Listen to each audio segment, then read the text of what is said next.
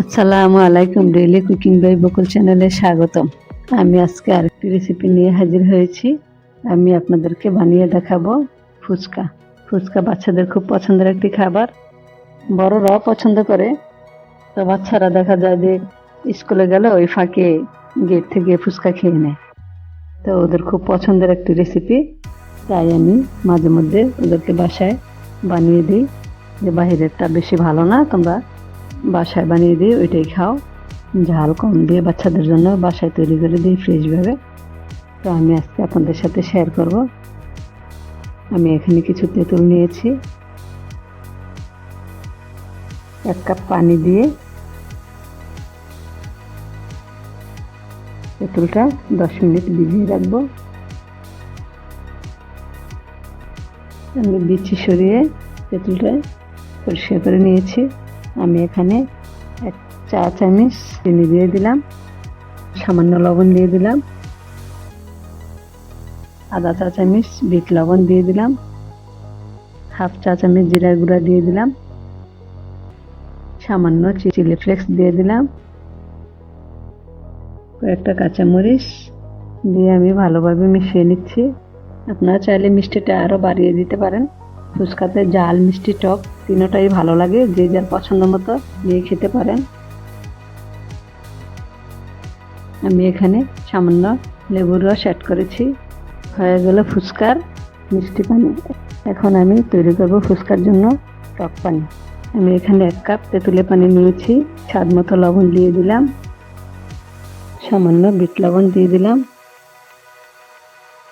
1/2 চা চামচ জিরার গুঁড়া দিয়ে দিলাম, চিলি ফ্লেক্স দিয়ে দিলাম পরিমাণ মতো, কয়েকটা কাঁচামরিচ কুচি দিয়ে দিলাম। দিয়ে আমি ভালোভাবে সব মিশিয়ে নিচ্ছি।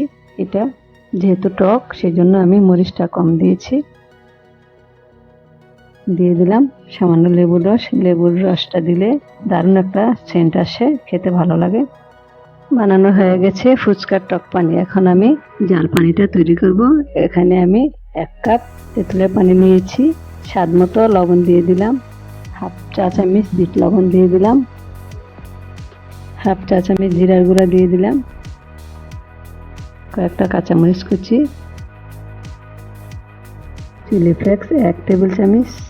যেহেতু এটা জাল টক বানিয়েছি ফুচকার জন্য, জালটা আমি বেশি দিয়েছি। বাচ্চারা যদি খায় তো আপনারা খেয়াল রেখে তৈরি করবেন।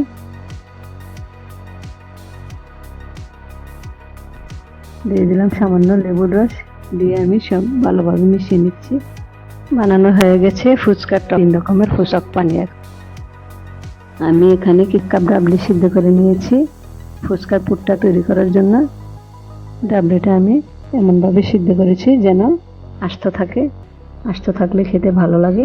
ডাবলিটার সাথে আমি 2টা আলু সিদ্ধ করে হালকাভাবে ভেঙে দিয়ে দিলাম, কিছু কাঁচামরিচ কুচি অ্যাড করলাম, 2টা পেঁয়াজ ছোট করে কুচে দিয়ে দিলাম, 1 টেবিল চামচ চিলি ফ্লেক্স, চটপটির মশলা 1.5 টেবিল চামচ, স্বাদ মতো লবণ, 1 টেবিল চামচ তেঁতুলের টক, কিছু ধনেপাতা কুচি দিয়ে আমি মথে নিচ্ছি। মথে নিলে একটু নরম নরম হয়,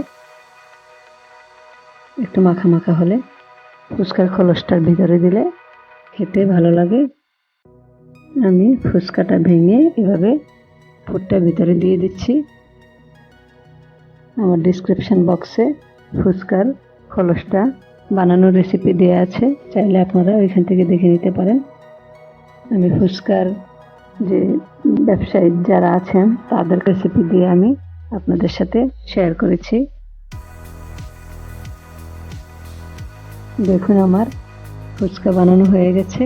এভাবে ফ্রেশভাবে বাসায় তৈরি করে বাচ্চাদের খাওয়ান, তাহলে বাচ্চারা আর বাহিরের খাবারের দিকে আকর্ষণ থাকবে না। ভিডিওটি ভালো লাগলে সাবস্ক্রাইব করুন, লাইক দিন, কমেন্ট করুন।